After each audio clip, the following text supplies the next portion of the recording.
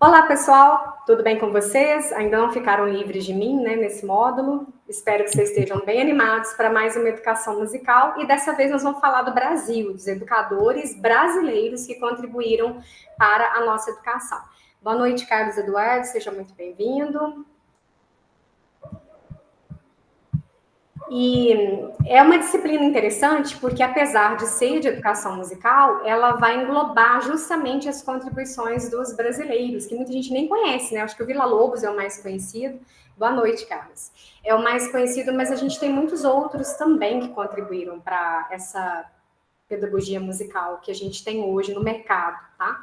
Então, ele é um guia mais voltado nesse sentido e para a gente estudar um pouquinho também de como que está a educação aí no nosso país, nessa parte musical, tá bom?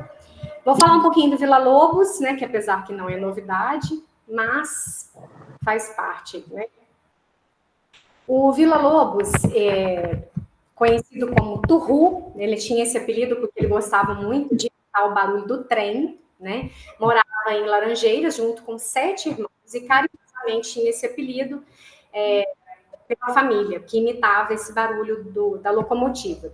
E a necessidade, né, das indas e vindas da família dele para Minas Gerais foi o que contribuiu para essas composições magníficas que nós temos hoje, toda a influência do Trenzinho Caipira, vem por conta dessas viagens desde a infância. Tá? Então, ele se apaixonou por música, porque ele já convivia com o pai, que era violoncelista, tinha uma tia que era pianista, gostava muito de tocar Bach, e o pai dele era muito, assim, um músico muito rígido, não que ele era mau, mas ele era bem rígido. Aí, num dia, né, de curiosidade, o Villa-Lobos pegou o clarinete, que não era dele, pegou do pai dele, e aí ele pegou e falou para ele assim que ele só ia sair do quarto, né, sair daquele cômodo da casa, se ele conseguisse tocar o instrumento, já que ele tinha pego. Então ele passou o dia inteiro praticamente, né, pelejando lá com o instrumento de sopro, e em um único dia ele conseguiu tocar, depois de muitas horas, é claro, ele conseguiu tocar a escala, conseguiu realmente afinar as notas da escala cromática no primeiro dia. E embora seu pai seja rígido, né, esse episódio contribuiu para que ele se interessasse cada vez mais por música e também a família percebesse todo esse talento, toda essa facilidade para a questão musical. Então, esse incentivo veio através desse incidente também, tá? Com o Villa-Lobos. Se não fosse esse incidente, talvez, né, a família não tivesse percebido tanto talento nato ali naquele momento, né? Então, eu resumi aí bem rapidamente, tá, gente? Mas é claro que teria muito mais coisa para falar. O Villa-Lobos ele ficou muito conhecido pela implantação do canto orfeônico, que é um canto coletivo que originou-se, na verdade, lá da França, para disciplinar os estudantes, os operários, os soldados, né? E também o baixo custo que causou o projeto, porque como não tinha instrumento, eles usavam apenas a voz, né, a questão do coral, isso facilitou com que aumentasse muito o número de alunos e também com que eles chegassem até as classes mais humildes e não só a questão de pessoas com alta renda tiveram acesso à educação musical através do canto. Então, apesar do Villa-Lobos ter sido o que ficou conhecido, né, que ele é um compositor e educador muito conhecido, ele não foi o primeiro a fazer isso no Brasil, tá? O canto orfeônico ele teve início com o João Gomes Júnior, em São Paulo, e também o João Batista Julião, que é um orfeão dos presidiários. Esse projeto de orfeão com os presidiários foi feito antes do projeto do Villa-Lobos. Ah, mas por que o Villa-Lobos ficou mais famoso? Claro, né? Porque ele englobou um número muito grande de pessoas, né, de escolas, de estudantes, e fez todo um projeto capacitando profissionais para que essas outras pessoas também levassem esse projeto para reunir muitas vozes na praça, no momento cívico, né, que eram as músicas objetivo inicial. Como ele trabalhou isso paralelo, né, assim, bem parecido com a França, ele também colocou esses objetivos, né, que era no governo de Getúlio Vargas, e ele trabalhou muito a questão do hino nacional, da postura, a gente vai ver aqui, né, muita coisa relacionada ao canto do trabalho, por causa dos operários, então tudo, né, às vezes a pessoa fala assim, mas ele quis puxar saco da política, não é bem isso, algumas pessoas até não curtem muito, assim, não a música, tá, gente? Não vamos misturar. O profissional Villa-Lobos, não a genialidade, mas ele como pessoa por conta dessa ligação com a política. Mas talvez se ele também não tivesse feito, não tivesse tido essa ligação com os primórdios da França, né, onde surgiu esse projeto inicialmente, como seria? Será que ele teria conseguido atingir tantas vozes? Será que ele teria chegado a tantas pessoas? Às vezes, assim, eu prefiro falar do lado mais positivo do que colocar críticas nesse sentido, porque politicamente ou não, ele conseguiu atingir um número muito grande de pessoas para participar desse projeto, tanto profissionais envolvidos quanto atuantes, né, dos coralistas. Então, ele foi desenvolvido em 1887 a 1959, mais ou menos, adotado oficialmente no ensino público brasileiro. Isso foi uma marca inédita para o Brasil, no Distrito Federal, a partir do ano de 1932, e depois em todo o país. Então, como eles perceberam, né, que estava em grande amplitude, eles passaram a usar em todo o país. E a implantação foi realizada por decreto número 19.890 e assinado pelo presidente Getúlio Vargas em 18 de abril, no referido ano, que tornou o canto orfeônico uma disciplina obrigatória nos currículos escolares nacionais por mais de 3 décadas. Então, qual que era a preocupação do canto orfeônico? Era a preocupação cívica e moral, em primeiro lugar, né? Por ter uma influência francesa, então ele foi originário na França, não foi no Brasil, e uma preocupação artística. Então, o que o Villa-Lobos fez? Ele adaptou alguns gestuais do Kodály, né? Que também, como eu disse, o método não é dele, foi adaptado para o Brasil, e ele começou a inserir essa prática de canto. A gente não sabe se não deu certo por conta de que ficou um pouco maçante o objetivo principal ou se foi por questão de pessoas não músicos específicos capacitados na época para divulgar o projeto. O que aconteceu? Como ele precisava de muitos regentes, né, para ajudar, para que fossem 20 mil pessoas cantar num determinado momento lá da comemoração, ele precisou capacitar também profissionais da área de pedagogia que não eram de música, tá? E isso aconteceu nesse período, não por mal, mas é porque ele não tinha mesmo uma quantidade de regente suficiente, e talvez isso tenha feito com que a propagação musical não tivesse se dado da devida qualidade que era para ter sido, tá? Por isso que depois o canto orfeônico também deixou de ser tão estimulado, né? Então, de acordo com Lemos, no território brasileiro, os primeiros vestígios do uso do orfeão indicam que o músico Carlos Alberto Gomes Cardim, em 1910, utilizou essa modalidade de ensino em uma escola pública de São Paulo. E a gente não podia falar das outras pessoas também que contribuíram, né? Então, ainda que sobre a implantação do canto orfeônico, outros nomes aparecem. A gente tem o Lázaro Rodrigues Lozano, que atuou no ensino de música da Escola Complementar e Normal de Piracicaba, e dessa mesma escola trabalhou o Fabiano Lozano, que atuou como professor na mesma instituição, e foi coordenador de apresentações orfeônicas em São Paulo. O João Batista Julião, que eu já falei, né, que trabalhou até com presidiários, e que auxiliou também o trabalho do João Gomes Júnior. E depois dessa década, né, de 1920, o governo de São Paulo posicionou-se firmemente a favor do ensino de música na modalidade orfeônica nas escolas de rede pública, com grande enfoque nas escolas primárias e normais. Então, isso foi um grande ganho para o estado de São Paulo, depois divulgado em todo o Brasil, através dos trabalhos iniciais desenvolvidos por essas pessoas aqui que nós citamos. Tá? Aira Vargas, Villa-Lobos, ele foi bem sucedido nos primeiros empreendimentos das concentrações orfeônicas, tinha muita gente, principalmente no estado de São Paulo, em 1931. E tal fato foi impulsionando o maestro a fazer um memorial do evento para entregar ao presidente da República.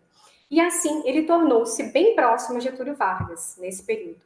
E o projeto foi tão bem aceito que, em 18 de abril de 1932, o chefe da nação assinou o decreto que tornou obrigatório esse canto orfeônico como uma disciplina em todas as escolas do Distrito Federal.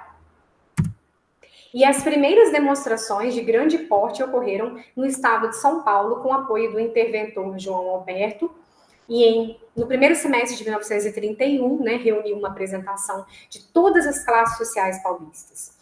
E, entretanto, afirma a musicóloga Ermelinda Paz que os estádios de futebol e outros locais do Rio, então Distrito Federal, seriam, na época, os palcos mais utilizados para as concentrações, por causa da arquibancada.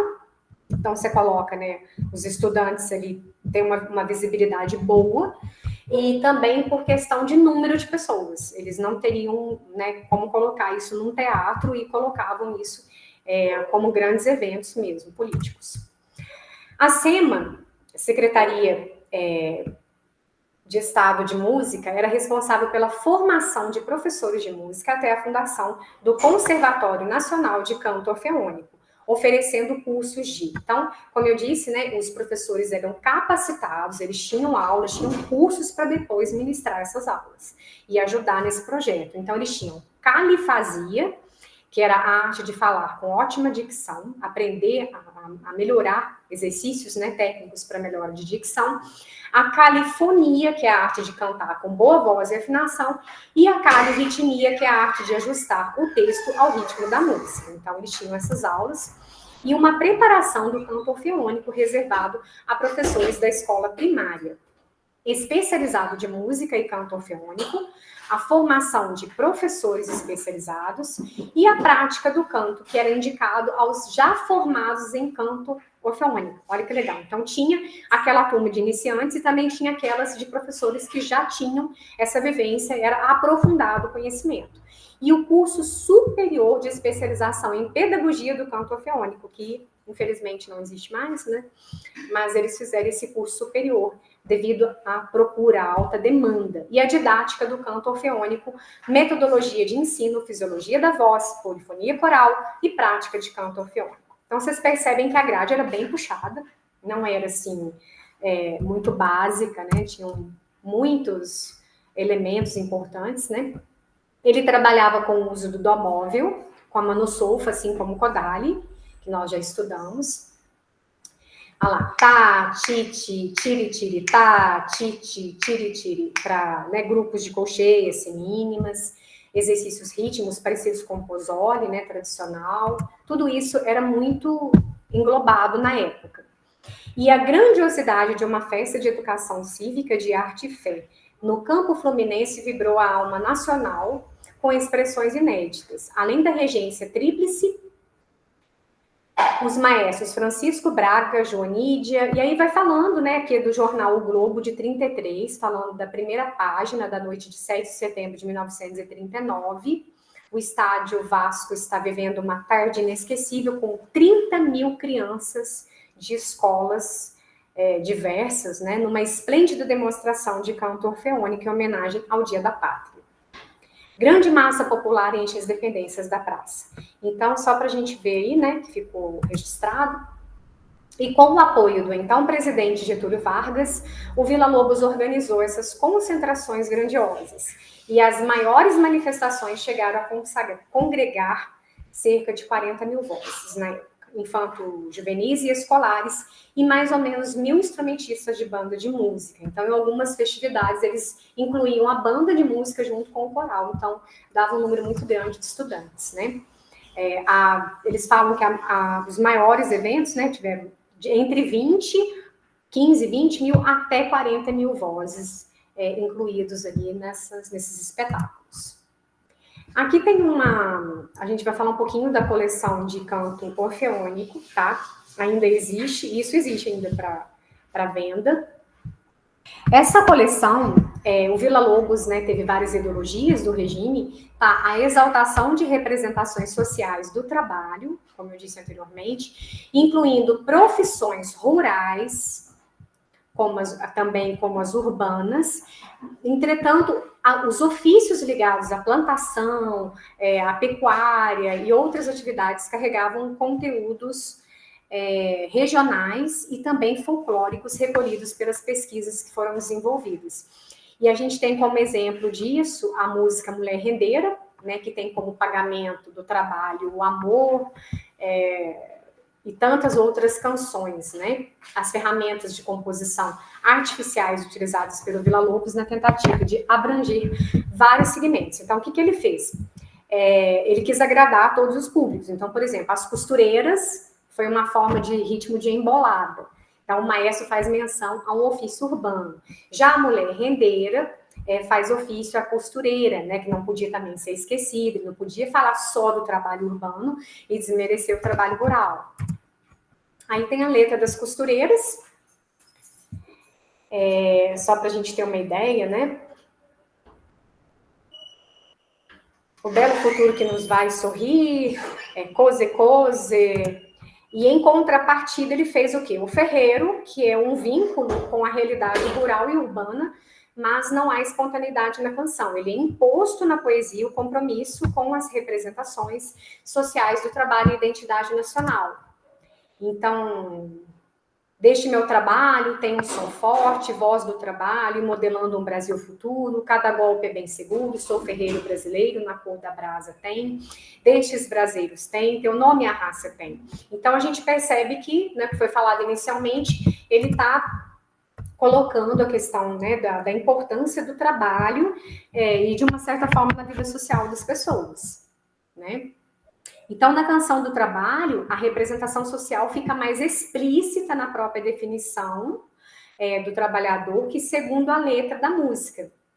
É lidar sorridente, mostrando o trabalho como um momento de quê? De alegria, apesar, né, do suor do trabalho, mas ao mesmo tempo é um momento de alegria, de orgulho mesmo para a população, né? De igual modo, a garantia do destino futuro da nação, por meio da felicidade do operário, da labuta, da eficácia daquele trabalhador.